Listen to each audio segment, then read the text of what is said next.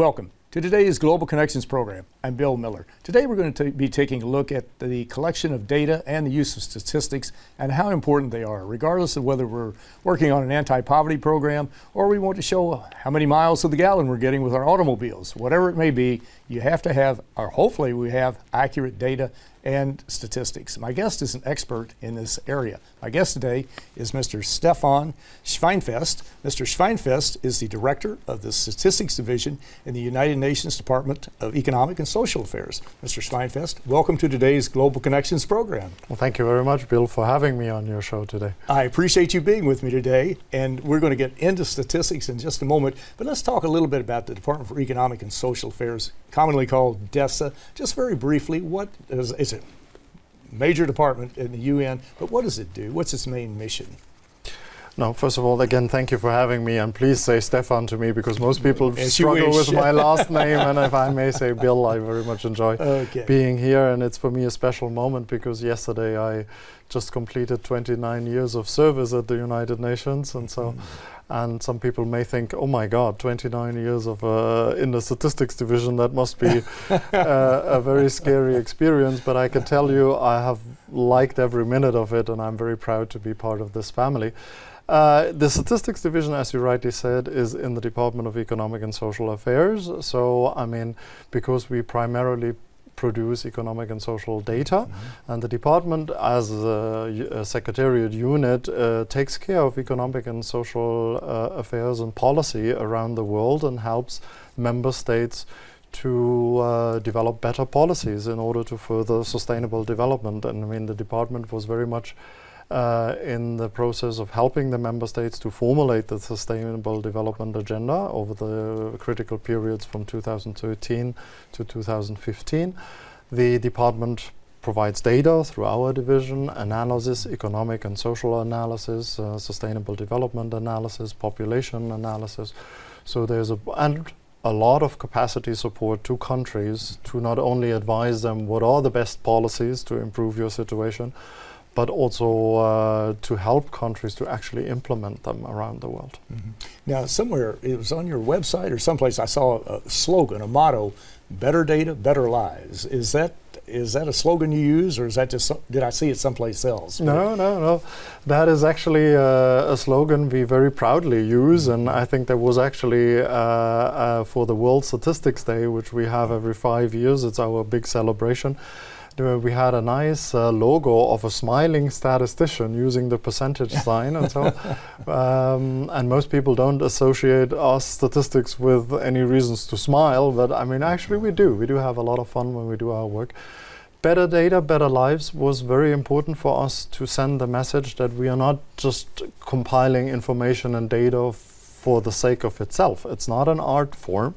The information is supposed to help us to better understand where we all stand, I mean, individually, as a country, globally, collectively, and then take the right decisions to measure, also to see how we are progressing, in which direction we are progressing, whether we're really making progress, or whether in some areas we're actually falling behind. And so I think better information is critical for having better lives, and this is our ambition, that we are not just putting out data in beautiful yearbooks or on our websites, but actually that we are affecting the lives of people by giving them better information and making much more informed choices about their lives at all levels, whether it's a community, a municipal authority, or a country, or the General Assembly, with the data that we provide, signaling to them where are areas, whether it's health or education, and so where we need to pay more attention.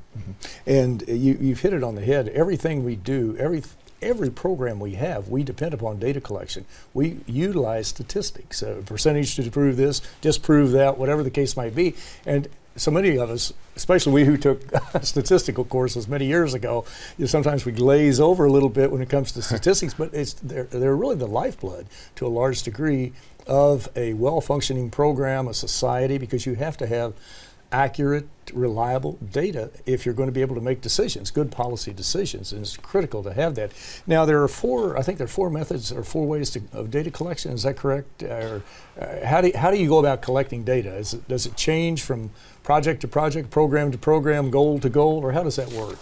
Actually, I mean, we are in a really interesting position here with the United Nations Statistics Division because we collect the data from the countries, from the government authorities. Each country, all the member states around the world, they have a designated authority. It's normally called something like the National Statistical Bureau or the National Statistical Authority. And they collect, of course, the data in their country on the various areas, whether it's economic or demographic or social or environmental information.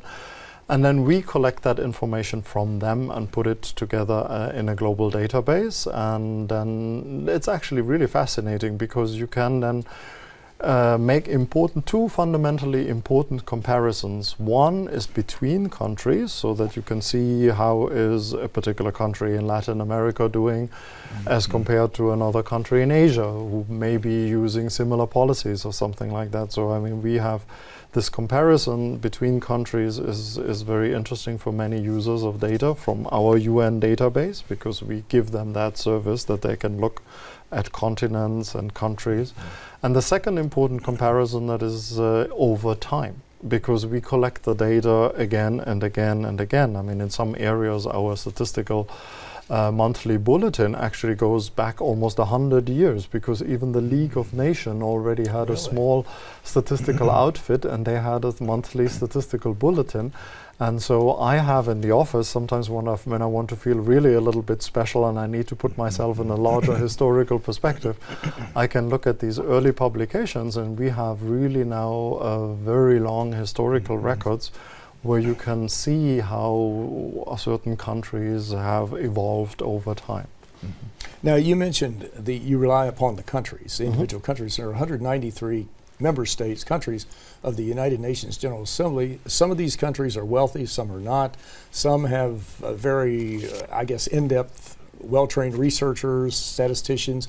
Others maybe not quite as many because perhaps because of economics or whatever the case might be.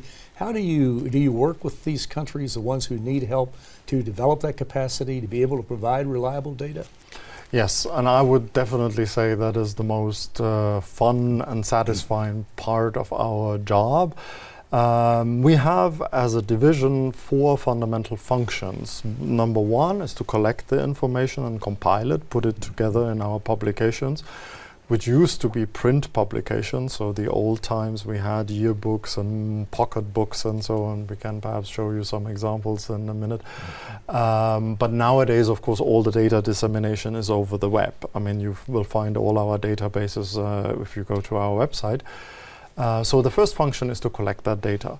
The second important function is to develop the norms and the standards. I always say it's almost like developing a joint language, because when you use a term like GDP, gross domestic product, we need to agree on the rules of the game, and we do that. We facilitate this process where the countries and the experts of the world come together and agree on how you count and compile this, and so that these comparisons that I mentioned earlier, which are also critically important to understand the world, comparison between countries and comparison over time, are actually meaningful. Because if you change the definition from one country to another or from one year to the next, you will not be able to make a meaningful comparison.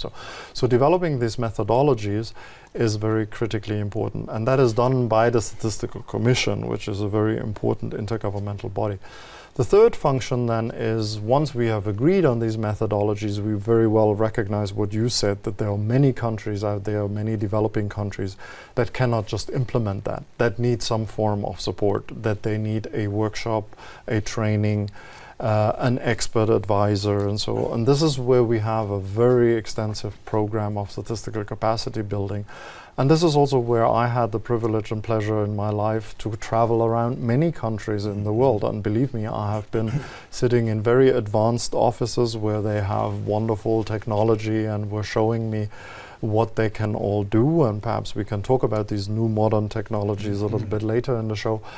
And then, of course, you get to countries where they have barely a computer and they are still paper records, or if they have a computer, there are issues with electricity and something unstable and so on and so forth. So we work with a very broad array of countries, and we need to help them. And one of the big satisfactions of my job is to bring technology and knowledge from one country to another. Actually, I think I always look at us as the statistical community as an international family of solidarity, and these people know each other and they like to work with each other, and we have many programs where we also facilitate cooperation between developed countries and developing countries in so-called twinning arrangements, and so this transfer of knowledge and technology and wisdom and statistical norms and standards can take many forms, and I think that is really the most satisfying part of my work. I can tell you that at the beginning of the Millennium Development Goals in the 2000 around, there were still many of the new indicators where countries didn't have data. By 2015, at the end of that huge development cycle, we could show that in almost all countries of the world, in almost all areas, economic, social, environment, there had been significant progress, and countries can compile a lot more information, which is not only for the United Nations. We are not helping countries only that they can give us better data, but we are helping them also to have better data, primarily, of course, to take their own decisions. That's very important. You had mentioned, well, you've been with the United Nations 29 years, I believe. Yes, is that what you yesterday said? was my anniversary. Oh, congratulations. Very good. Now, from the time you started to today, do you see that there's more of an emphasis and more of an understanding amongst the leaders of the various countries, be it the economically developed or economically developing countries, that data and the utilization of statistics are much more important and they need to be reliable? Is that chasm, was the chasm wider 29 years ago, or has it gotten, or is it, it depends upon the country, maybe to a large degree, but is there more of an emphasis on trying to provide reliable data? I guess is my question. Yeah. You're hitting a very important point. I think I would say clearly, of course, we have a lot more information today than we used to have 29 years ago. And many countries have made progress. I mean, there may be a few exceptions where you had really difficult humanitarian or civil strife situations and so. But I think it's not difficult to show that all countries made significant progress. Whether the gap has narrowed or not is difficult to measure, because also with the rapid development of technology, again, you reach a certain level of development and then others have had an opportunity to move on. And one of the really exciting areas recently is geospatial information, cartography, not only numbers, because we're also dealing with the geo information. And I can talk about this later because it's a really exciting field. But I would say, I mean, we have made a lot of progress. And the United Nations has played its role. I have had early projects in the early 90s where we helped certain countries to build up their economic system. And I'm very pleased to report that these countries are still continuously reporting data over all of those years. Well, you're watching Global Connections Television, which is a privately funded, independently produced program. The opinions expressed on Global Connections are solely those of the moderator and his guests.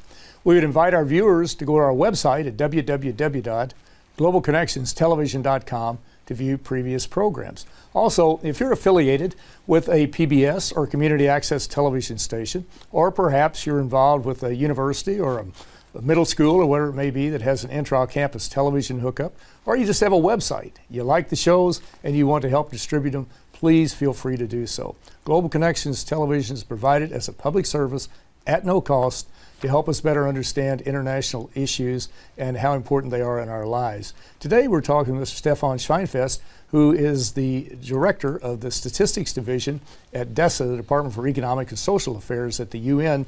And we're talking about statistics, and we both have, he has one book and I have another right here that we want to show while we got the camera in the right position. This one, Stefan, what is that? The Sustainable Development Goals Report 2018. Yes, this is with the Sustainable Development Goals, that the agenda that was adopted in 2015. We got the mandate to publish annually, every year, a brief status report. This is the tip of the iceberg. We have, of course, a huge database which covers all the areas of the development agenda and all the countries of this world. And then we have every year once this rather splashy and very attractive publication that gives you an overview of how we are doing in the various areas: education, health, whether we are on track or whether we are threatening to fall behind, and so on and so forth. So this is a very popular publication. Very good. And the second one, the World Statistics Pocketbook. Pocketbook. Yes, What is that?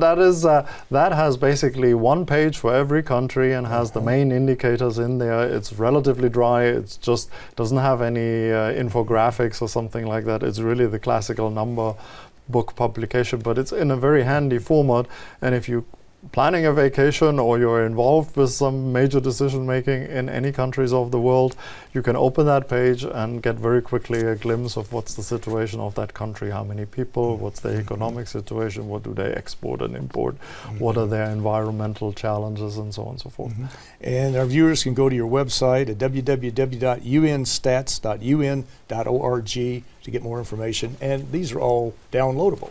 Absolutely. Or you have an app there that will help them. Exactly. In particular, the app for the Pocketbook is very popular because, of course, nowadays everybody has that information on their phone, and if they want to quickly check the population of a particular country or something like that, then they can actually do that. Exactly. Well, let's focus. You mentioned Sustainable Development Goals. Again, 17 logical, quantifiable goals to really help create a better world. Come right down to it, it'll be operating from 2016 to 2030. And the first, to eliminate poverty; the second, to eradicate hunger; to combat climate change, just on across the board, covering virtually every area. How are you working to help provide data and statistics on how well we're doing in reaching these goals? Yes.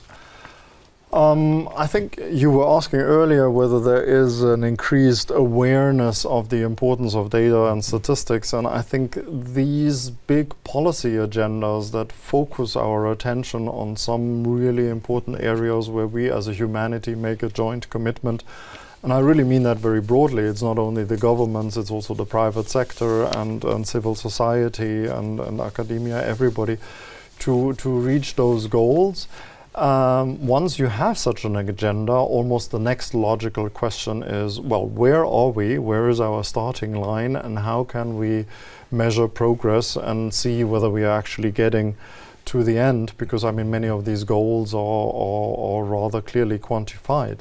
So, I mean, I think we have, with the Millennium Development Goals in 2000 already, and now with the Sustainable Development Goals, seen a huge surge of interest for data and official statistics. Almost too much, I sometimes say. we were used to be that quiet backroom operation and so on and so forth, and now everybody is talking about statistics, and some people even saying, the New York Times once ran a headline that statistician is now among the top 10 sexy professions. So that is not something that I ever expected in my lifetime. Pinnacle of success. But I mean, with the Sustainable Development Goals, it became very quickly clear that for each of the goals and the targets, we would need some indicators. And we needed to agree in a global process with experts from around the world. So the Statistical Commission, which is the official intergovernmental body under the Economic and Social Council of the United Nations, formed an expert group for these indicators for the SDGs, and they came up with a framework of over 230 indicators where we want to measure in each country progress every year. Now that's a huge task, and of course, as you mentioned earlier, many countries will need help.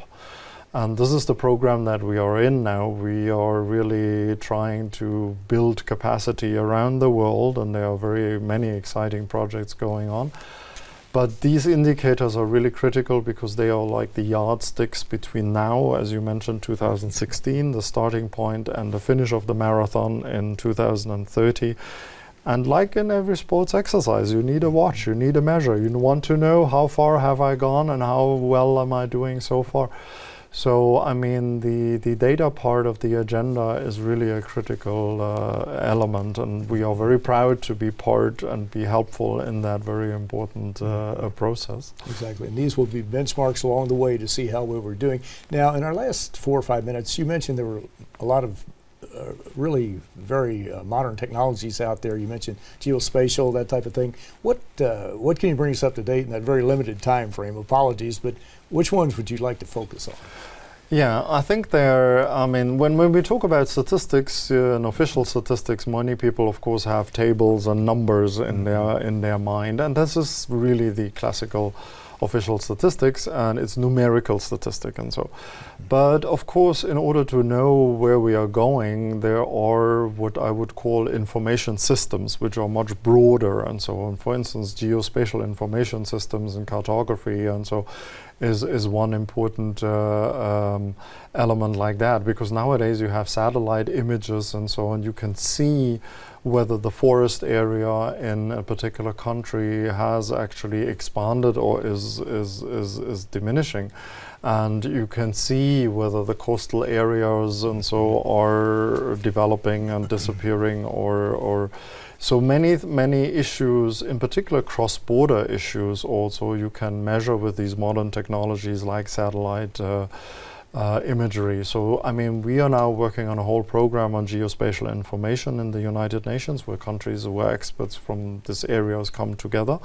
And I'm talking sometimes about the marriage of the numbers and the geospatial information. For instance, once I saw a fascinating Mexican presentation where they had followed the path of a hurricane to evaluate the damage that had been done. And so they had to bring the numbers that they had in their statistics and the image of the path of the hurricane together to understand, for instance, how many people were affected in the path of that. You do not only want to know how many people do you have in the country, but where are they? How are they distributed?